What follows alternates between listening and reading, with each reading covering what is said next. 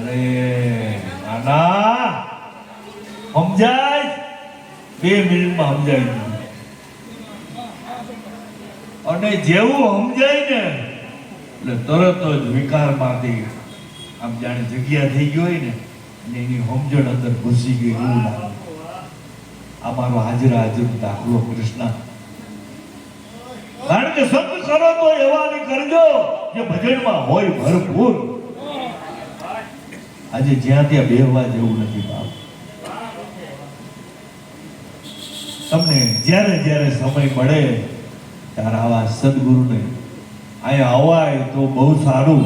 પણ કદાચ આ સંસારની માયાજાળામાં કામકાજ હોય તો 1 મિનિટ આંખ બંધ કરીને એને યાદ કરો ને બાપ. એના ચહેરામાં પણ એટલી શક્તિ હોય. એટલે ધીરે ધીરે એના ઘટમાંથી જેમ ગુલાબ જાંબુ રસમાં જબોડાઈને આવે ને એવી તમારામાં મોકલી દે બાપ. આવો અનુભવ જેને બધાને થતો છે, પણ આવો મહિમા છે કહેવાનો મતલબ. આવા સદગુરુના સાનિધ્યમાં આપણે ખૂબ આનંદ આવે, મોજ આવશે.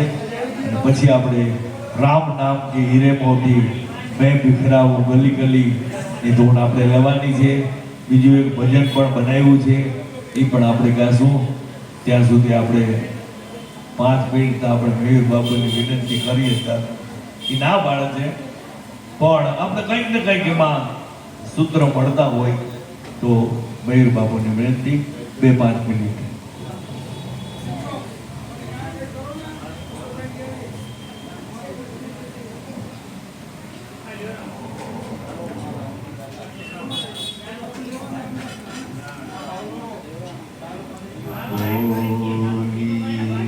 સદગુરુ મહારાજ